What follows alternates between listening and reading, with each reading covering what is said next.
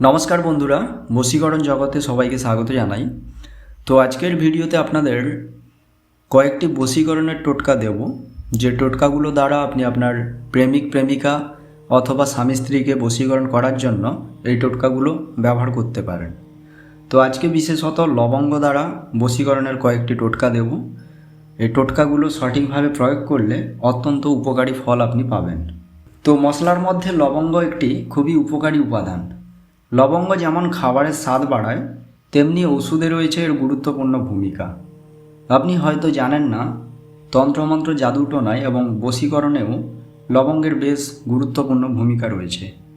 যদি আপনি লবঙ্গ দিয়ে সঠিকভাবে বশীকরণ ক্রিয়া প্রয়োগ করে থাকেন, তাহলে আপনি অত্যন্ত উপকারী ফলাফল পাবেন।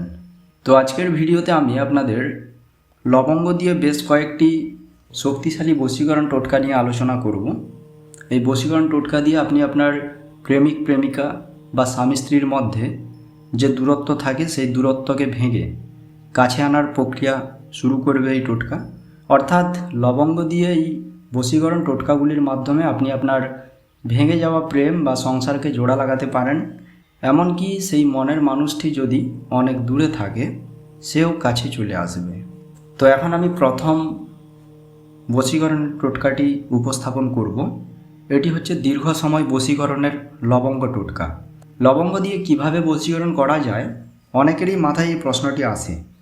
অনেকেই প্রশ্ন করে বসেন, সাধারণ দেখতে একটি লবঙ্গ দিয়ে কিভাবে শক্তিশালী টোটকা করা যায়। অবশ্যই এটা সত্য, লবঙ্গ দিয়ে শক্তিশালী বশীকরণ টোটকা করা যায়, যে টোটকার মাধ্যমে সহজেই আপনি প্রেমিক প্রেমিকার বা স্বামী স্ত্রীর মধ্যে মধুর সম্পর্ক তৈরি করতে পারেন। এর জন্য আপনাকে যা করতে হবে তা হলো, আপনাকে প্রথমত 3টি লেবু নিতে হবে, অর্থাৎ 3টি লেবুর প্রয়োজন। আপনি যাকে বশীভূত করতে চান তার নাম, মার্কার যে লাল কালির পেন হয়, সেই লাল কালি দিয়ে 3টি লেবুর ওপর আপনি আপনার কাঙ্ক্ষিত ব্যক্তির নাম লিখবেন।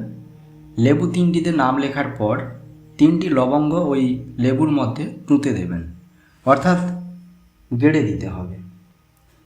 এরপর এই 3টি লেবুকে সামান্য ধূপদীপ দেখিয়ে শুদ্ধ করে নিতে হবে এবং একটি কাপড়ে রেখে পুঁটুলি তৈরি করবেন।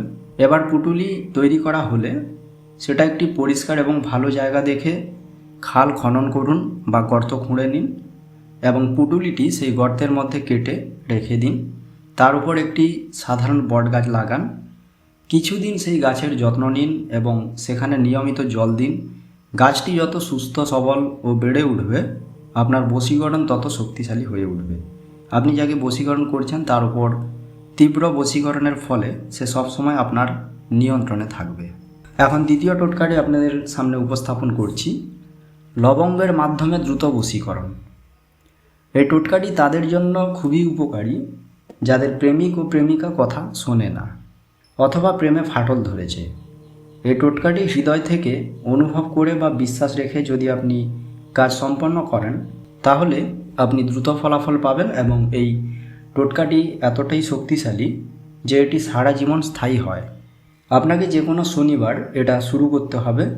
এরপর যে শনিবার থেকে আপনি এই টোটকাটি শুরু করবেন, সেই শনিবার মধ্যরাতে আপনার বাড়ির কোনো নির্জন স্থানে পূর্ব দিকে মুখ করে সাদা কাপড়ের আসন বিছিয়ে তার উপর বসুন। এরপর আপনার ডান হাতের মুঠোয় লবঙ্গ 7টি রাখুন এবং যাকে বশীকরণ করতে চান তাকে স্মরণ করুন। এবার যাকে বশীকরণ করতে চান তার নাম নিন এবং লবঙ্গে ফুঁ দিন। খেয়াল রাখবেন, একবার করে নাম বলবেন, তারপর লবঙ্গে ফুঁ দেবেন। এভাবে হাতে রাখা লবঙ্গের ওপর 21 বার ফুঁ দেবেন। 21 বার সেই কাঙ্ক্ষিত ব্যক্তির নাম স্মরণ করে। একবার স্মরণ করবেন, একবার ফুঁ দেবেন, একবার স্মরণ করবেন, একবার ফুঁ দেবেন, আবার স্মরণ করবেন, আবার ফুঁ দেবেন। এভাবে মোট 21 বার তার নাম স্মরণ করবেন এবং সেই লবঙ্গের ওপর 21টি ফুঁ দেবেন। এবার পরের দিন সকালে, অর্থাৎ রবিবার খুব সকালে উঠে সেই লবঙ্গ 7টি পুড়িয়ে ফেলতে হবে এবং একই প্রক্রিয়া আগামী 3 শনিবার পর্যন্ত করতে হবে।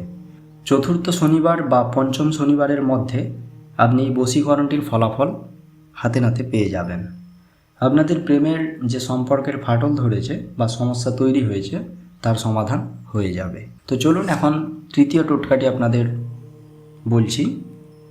4টি লবঙ্গ দিয়ে বশীকরণ করার উপায়। এই বশীকরণটি খুবই সহজ। আপনি যদি কাউকে বশীকরণ করতে চান তাহলে যে কোনো রবিবার দিন আপনি 4টি লবঙ্গ নেবেন। লবঙ্গতে যেন কোনো খুঁত না থাকে, অর্থাৎ পূর্ণাঙ্গ লবঙ্গ নেবেন। এবার সেই লবঙ্গ 4টিতে আপনার শরীরের সামান্য ঘাম মিশ্রিত করুন। এরপর সেই লবঙ্গ 4টিকে ভালো করে পিষে গুঁড়ো করুন।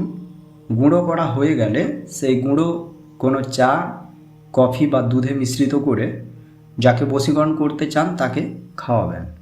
এই কাজটি আপনাকে 48 ঘন্টার মধ্যে করতে হবে, অন্যথায় এটি কোনো ফলাফল দেবে না। অর্থাৎ লবঙ্গের মধ্যে ঘাম মিশ্রিত করার 48 ঘন্টার মধ্যে আপনাকে এই ক্রিয়া করতে হবে। যদি 48 ঘন্টা পরে এই ক্রিয়া করে থাকেন তাহলে কোনো রকম আপনি ফলাফল পাবেন না। আশা করি সবাই বুঝতে পেরেছেন। সবাই ভালো থাকবেন। ধন্যবাদ।